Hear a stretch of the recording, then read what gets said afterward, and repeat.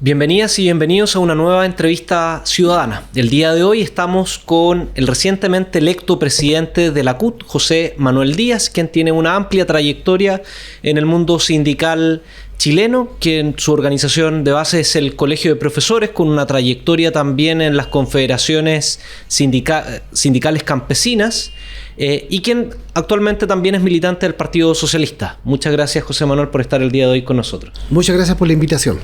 Quisiera partirte preguntando cómo se vivieron las últimas elecciones de la CUT y cuáles son los cambios que ha traído esta última elección. Mira, las últimas elecciones de la CUT tienen una particularidad que fue en una armonía, en fraternidad, reconociendo que hay que cuidar el instrumento sindical que es la CUT, y creo que esa espiritualidad se dio en las elecciones. Sacamos un proceso amplio, transparente, que no solamente se da en el proceso electoral. Nuestro sistema electoral tiene etapas previas que llegan a un estado de votación donde nadie tiene una reclamación, o si tiene una reclamación, tiene los canales para ejercerla. Nosotros el proceso electoral lo empezamos un año antes, y el año antes, es decir, parte con el tema de las cotizaciones. No sé si usted bien sabe que para participar en las elecciones de la CUT hay que estar al día con 12 cuotas sindicales. Entonces a Tesorería le corresponde ir, en este caso fue desde marzo de 2024, ir bajando los pagos de todas las organizaciones y de los socios mensualmente para llegar al final del año, que era en febrero, con un quórum que le correspondía a X sindicato. Si un sindicato, su organización pagó por 1.000 socios, tenía que dar promedio 1.000 socios. Entonces nosotros llegamos con un proceso informado a los sindicatos.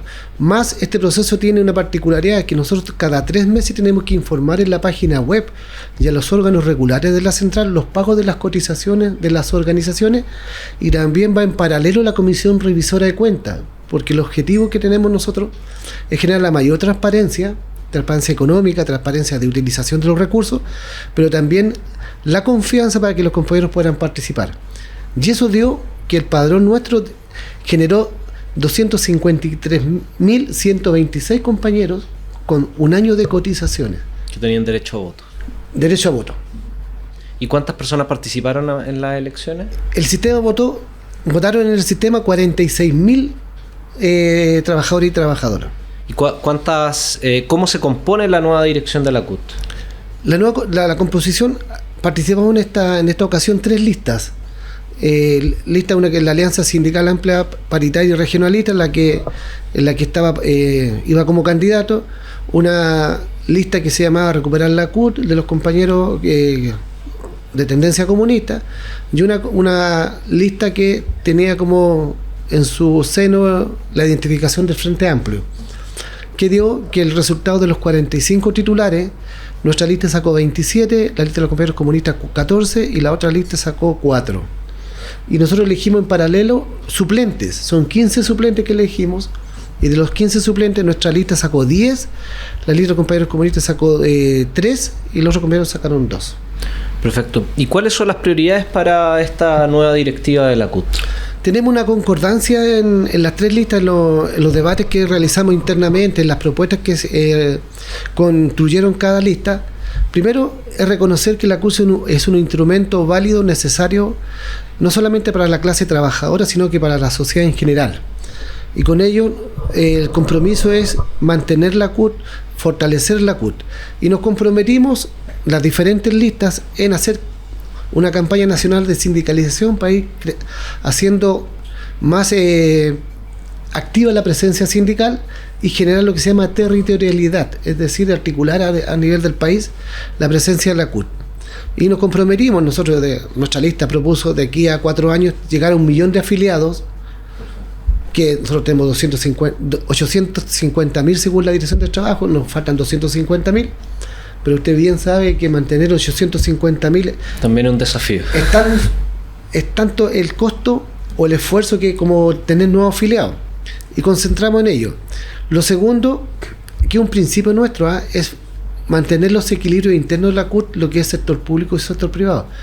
En esta elección el padrón tuvo por un 53% del sector público y un 47% del sector privado, que no es menor, dado las condiciones a lo mejor diametralmente opuestas en el ámbito de la condición del trabajo y la fortaleza de las propias organizaciones. ¿Qué nos comprometimos?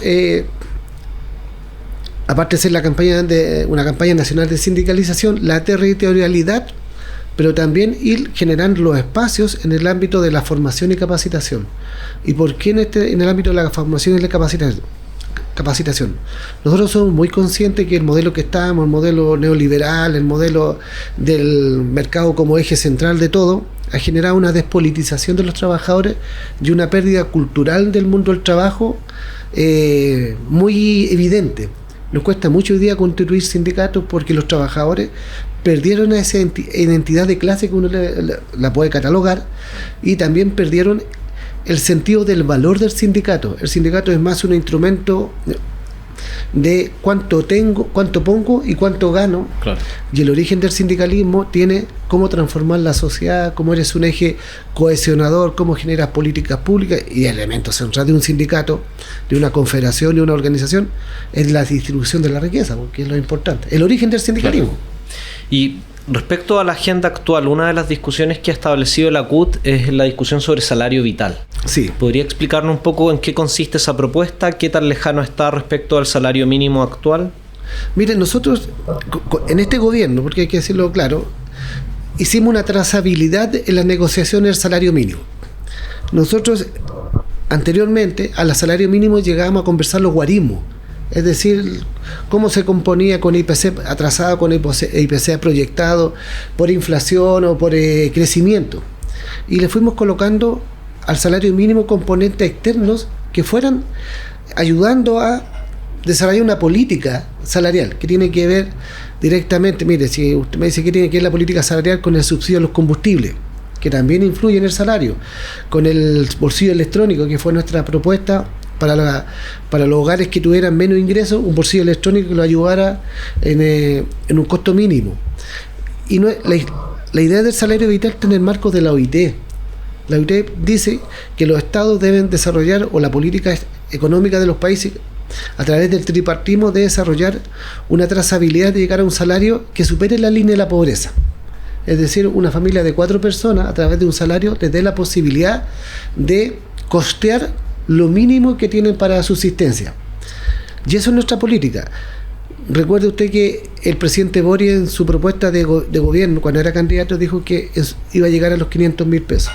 Nosotros, desarrollando esa política, hemos sobrepasado eso de los 500.000 pesos, llegamos a 539.000, y nos estamos acercando a esa meta de la trazabilidad del salario mínimo vital. Pero no un salario mínimo vital que quede en el aire, sino que tenga componentes técnicos. Y aquí le voy a adosar una información. En esta negociación del salario mínimo incorporamos el observatorio del comportamiento salarial y de precios, que iba incorporado.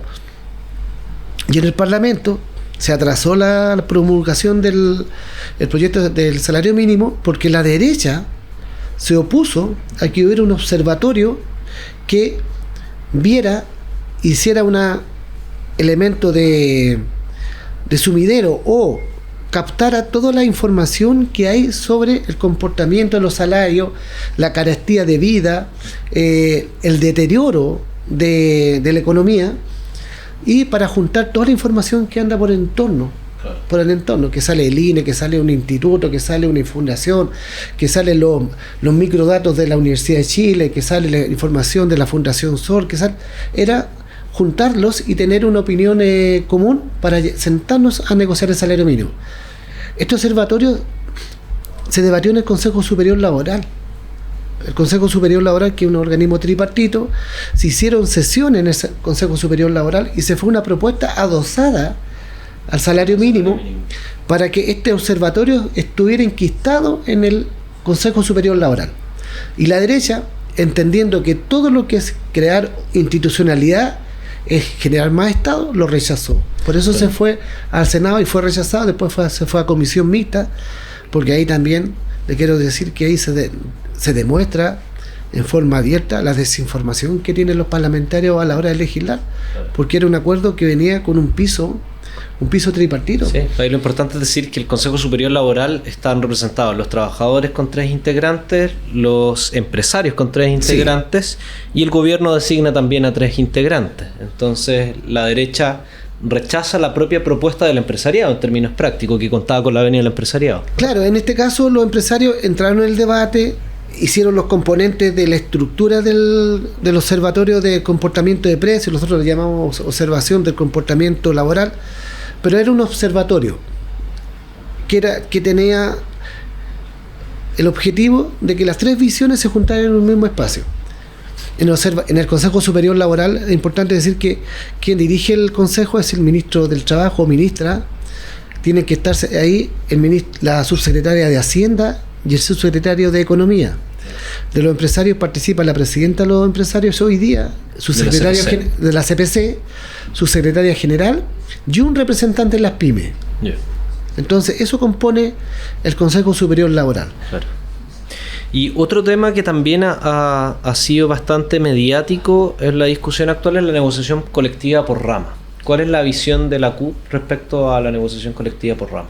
Bueno, la negociación multinivel que hoy día le están llamando, que es la negociación ramal igual, es una demanda histórica que tiene la CUT. Chile, hasta el año del golpe de Estado, tenía negociaciones que se llamaban tarifados por área de la producción, por área de los servicios. Y el objetivo nuestro, que fue también una demanda que le hicimos a los precandidatos presidenciales del progresismo cuando salió el presidente Boric, era reponer el proyecto de negociación ramal. El presidente Boric se comprometió a ello. Y esto se fue aplazando año a año según la coyuntura y según los proyectos que daban, eran prioritarios para el gobierno. El año 2024, que cuando iba a ser enviado, se cruzó con la reforma previsional, que tuvimos 2 años en ese debate, pero el presidente Boric el último 1 de julio se comprometió a enviarla. ¿Qué significa para nosotros la negociación multinivel? La negociación multinivel es generar pisos mínimos de condiciones por sector, por áreas productivas o quizás por holding. Es decir, donde la cadena productiva se una y genere pisos mínimos hoy día para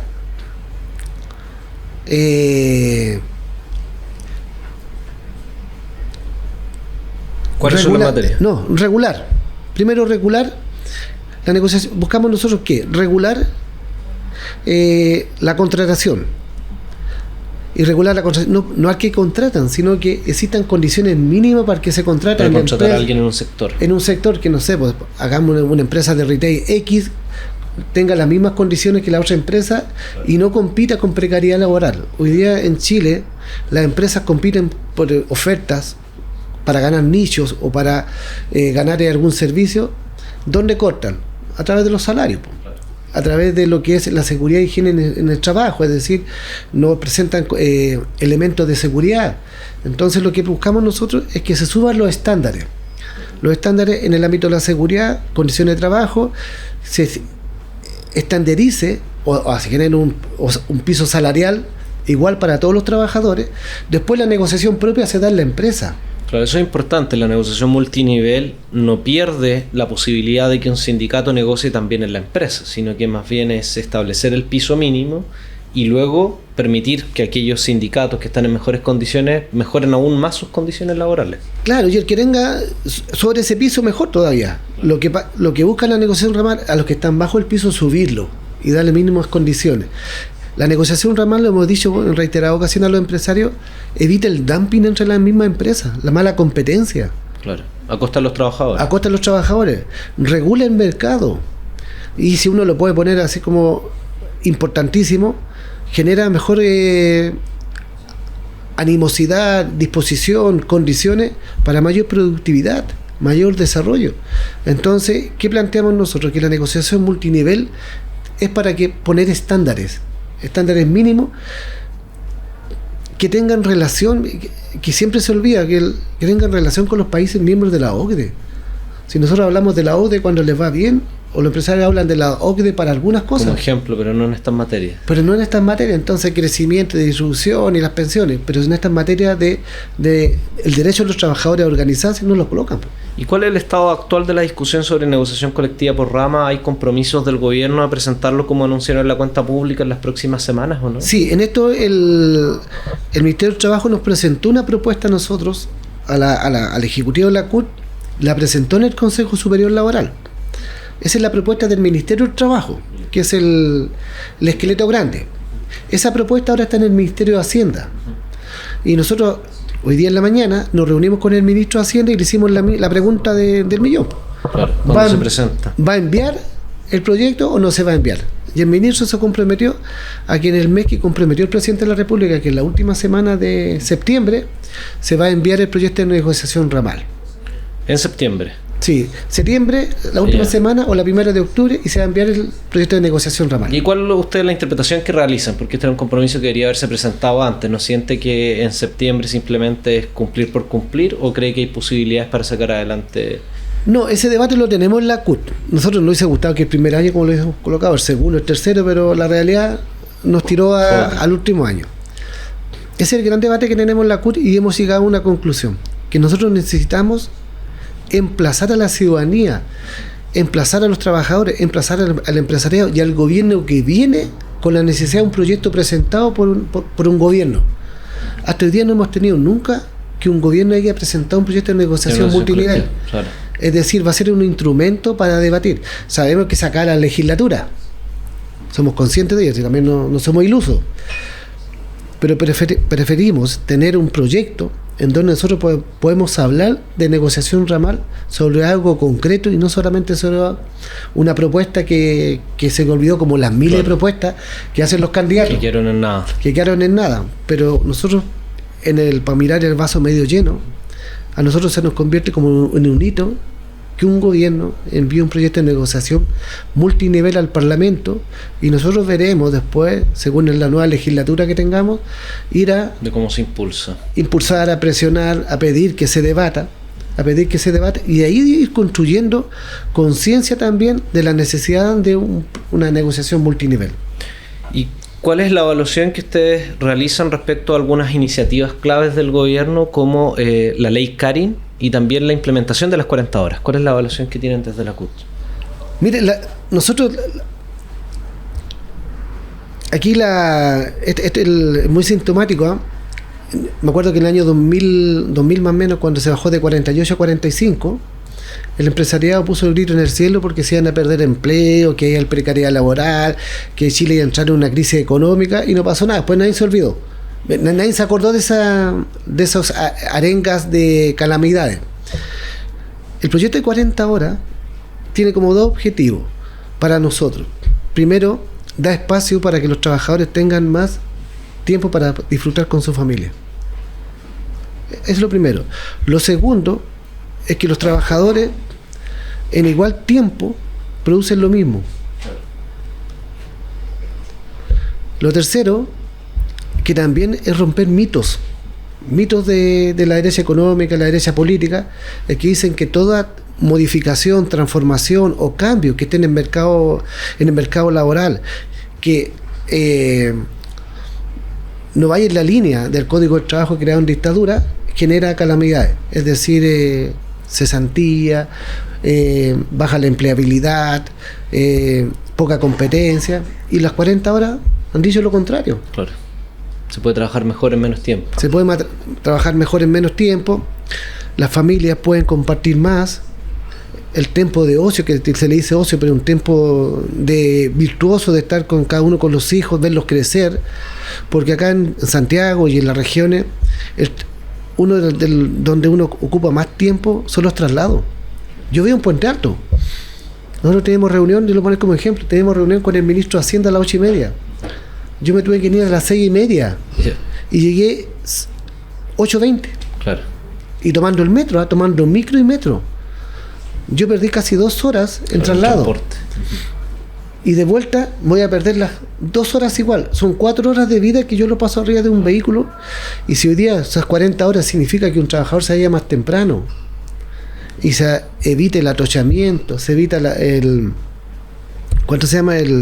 saturación del metro, o puede quedarse dando una vuelta aquí por la calle, puede ir a tomarse una cerveza, puede disfrutar la vida Yo creo que las 40 horas ya conllevan eso. Y nosotros tenemos una buena evaluación.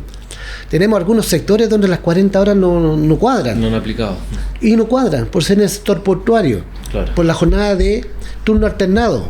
Que tenemos un debate ahí con el Ministerio de Trabajo, que los turnos son alternados de 7,5 y las 40 horas achicaron los turnos y están dejando muchos trabajadores afuera, como también en el sector transporte de los camioneros, de dónde tenías la hora de descanso o cómo la acumulabas, que también se resolvió, o con el artículo 20, con el artículo este de libre disposición, ¿cómo se llama? El 22.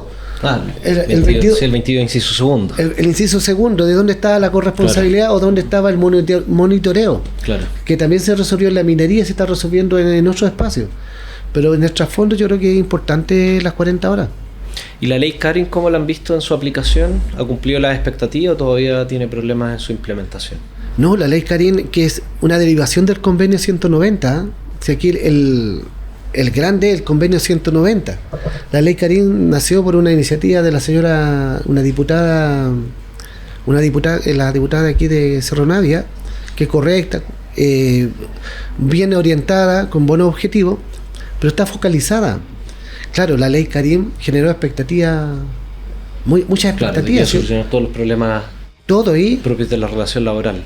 Claro, y de las relaciones laborales, las relaciones interpersonales, de la relación con el jefe y con el subordinado. La expectativa fue grandísima, pero se ha ido perfeccionando, se ha ido mejorando el tema de los procesos internos que ha tenido la dirección del trabajo, que está saturada. Es lo mismo, nosotros en la negociación del salario mínimo pedimos más dotación para la dirección del trabajo, porque tenían que asignar inspectores, sacar de inspecciones, de fiscalización y llevarlo a atender la ley Karim. También fue algo que hicimos en el salario mínimo, donde se aumentaron a 80 inspectores más, que cosas que no se saben, pero va en complemento. La ley Karim es una ley necesaria, correcta, pero también nosotros planteamos, y en forma muy clara, es que tiene que ser muy responsable cuando se aplica o cuando se denuncia, porque de lo que hemos detectado, que nos han informado del Ministerio de Trabajo y Ministerio de Economía en el Consejo Superior Laboral, que una gran cantidad de denuncias se desestiman porque no cumplen los requisitos y fueron entre pares, fueron contra la autoridad. Pero creo que el mecanismo de la ley Karim es necesario, se tiene que ir perfeccionando. Nuestra vicepresidenta de la mujer, que es la compañera Karen Palma, ha estado en las comisiones, porque ya llevamos un año, y se está buscando el perfeccionamiento, el mejoramiento, que el instrumento cumpla los objetivos. Y ahí tenemos una dificultad con los empleadores, que los empleadores están a la defensiva con la ley Karim. Claro, se repliegan para aplicarla, porque ellos dicen que no son jueces. Entonces no aplican mecanismos internos de la empresa para dar solución a controversias entre trabajadores y en jerarquía, en horizontal y en vertical, y algunas veces uno también de la suspicacia buscan saturar la DT. Claro. Sí, a veces pasa. Y también no implementa algo importante que usted decía, es que la ley Karim también introduce elementos de prevención, no solo de sanción. No, prevención. Pero pareciera que está todo enfocado hasta el momento en la sanción más que en la prevención. Y en la prevención y en la orientación. Claro. Y la ley Karim, según como ha salido en los medios, está en el... Sin solo sanción, en la castigar sola sanción y destituir. Claro. Pero no solo eso. José Manuel, y una pregunta para ir finalizando, en contexto de primarias presidenciales y a puertas también de la primera vuelta presidencial, ¿cuáles son los temas que ustedes creen que son ineludibles de abordar por parte de los candidatos presidenciales? Y que son las interpelaciones que ustedes realizan desde la CUT hacia los candidatos presidenciales. Son en dos ámbitos. Primero, que los candidatos presidenciales, nosotros tomamos una definición, que no vamos a hacer ningún foro, ninguna participación con los candidatos en las primarias, hasta cuando se resuelva quién sale candidato. Perfecto. Por un tema de pluralidad, por un tema de necesidad de fortalecer al candidato que venga, salga electo democráticamente en este torneo. Nosotros en dos ámbitos emplazamos a los empresarios, a los candidatos presidenciales. Algunos son empresarios, pero no todos. Claro, que uno se enreda de repente, es que le den valor, primero, le den valor al diálogo social, reconozcan los interlocutores, Lo que nos está pasando en la sociedad es que ya el Estado, el Parlamento y la política en general no está hablando con la ciudadanía. No está hablando. La CUT, hablan con la CUT por lo que es, por lo que representa, por la fortaleza que tiene, pero ya no hablan con los demás. Y nosotros, ¿qué pedimos? Que una democracia sana tiene organismos intermedios en la sociedad, sanos y fuertes. Porque puede venir un populista y pasa directo para arriba. Nosotros somos como un colchón intermedio entre la demanda ciudadana y el presidencial. Lo segundo es seguir fortaleciendo la legislación laboral, porque el Código de Trabajo todavía tiene en esencia el espíritu de la dictadura, claro. El espíritu de la dictadura, donde genera una relación desigual con los empleadores. Los empleadores tienen artículos para despedirte por lo que quieran, tienen la posibilidad de contratarte por múltiples contratos. Cuando dicen que en Chile necesita más flexibilidad laboral, tú te vas a las multiplicidades de contratos que una persona, un empleador... La polifuncionalidad. La polifuncionalidad de horas, de semana, de fin de semana, jornada completa, jornada parcial. Al final es un abanico. Por tanto, de lo que dicen los empresarios, es una falsedad absoluta que en Chile falta flexibilidad, o en Chile hay mucha flexibilidad. Nosotros que le hemos pedido a los candidatos presidenciales, a través de las demandas nuestras, es que tiene que regularse el despido en Chile. Desde enero a abril de este año se despidieron 130.000 trabajadores, un titular gigante que salió en el Mercurio en la segunda, por el artículo 161, necesidad de la empresa. Pero la necesidad de la empresa la pone el que te contrata. Claro. Paga la multa nomás. Paga la multa. Pagar los años de servicio y la falta de aviso previo. Claro, ¿qué hemos planteado nosotros los candidatos? Que fortalezcan los tribunales laborales, que fortalezca y los lleve a regiones. ¿Qué le hemos planteado a la autoridad, a los candidatos? La negociación ramal. El que salga de las primarias, que salga candidato a la primera vuelta, lleve consigo la demanda de la negociación ramal. La negociación ramal. Y en el ámbito del Estado, que fortalezca el Estado. Ante los dictámenes que ha sacado la Contralora Dorite Pérez, que son impactantes cuando salen los números, las cifras, nosotros le pedimos a los candidatos que no se compren el concepto de que el Estado es ineficiente, que no se compren el concepto de que los trabajadores no cumplen funciones o prestan servicios precarios. Lo que pasa es que nosotros le decimos a los candidatos que cuesta no salirse de esto, ¿eh? Le cuesta mucho a los candidatos salirse del choque de las 25.000 licencias que salieron para el extranjero. Que es el 2% aproximadamente de los trabajadores del Estado, no, y ahora centralizado y descentralizado. Y sabes tú que se ha ido depurando, y no son tantas, se ha ido depurando. Y hay algunas que no son tan reales. Yo siempre pongo el ejemplo de la señora Jimena Riviño, que es la secretaria ejecutiva de Chile Valora, que ella sale con licencia médica en el extranjero un día X, en el mes de enero, y ese día X en el mes de enero estaba exponiendo en el Senado. Entonces están las cámaras, está todo, las fotos, y sale en Panamá. Entonces lo que le pedimos a los candidatos es que no se compren el tema de donde hay abuso se tiene que terminar, donde hay abuso la persona se tiene que sancionar, el que dio mala utilización de un bien social tiene que tener una sanción, pero no se compren la idea de que hay que reducir el Estado, que es el debate que hoy día está en cierne, ¿eh?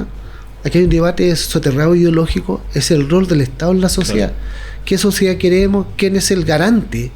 El garante de la igualdad, al menos las condiciones mínimas de igualdad para todos. ¿Va a ser el garante el Estado fuerte o va a ser el garante el mercado donde cada uno se rasca con sus propias uñas? Y le hemos pedido a los candidatos, en forma a través de nuestras propuestas, demandas, que definan esa condición. Claro. Bueno, José Manuel Díaz, estamos llegando al final de la entrevista ciudadana. Muchas gracias y felicitaciones por el triunfo en la CUT, y esperamos tenerte de invitado en unos nuevos programas y entrevistas. No, muchas gracias a ustedes por la invitación, y siempre disponible. Aquí estamos en una vorágine todavía, no de la asunción del cargo, sino que una vorágine, claro, de la política nacional, de la sociedad, que está media líquida, salta de un estado anímico para un lado, salta hacia otro lado, y cuesta situarse. Entonces, claro, en eso estamos. Bueno, muchas gracias. Esta ha sido una nueva entrevista ciudadana y como saben, parte de nuestra editorial es la defensa de los derechos de la clase trabajadora, así que el día de hoy pudimos compartir junto a José Manuel Díaz, el nuevo presidente de la CUT. Nos vemos hasta una próxima entrevista ciudadana.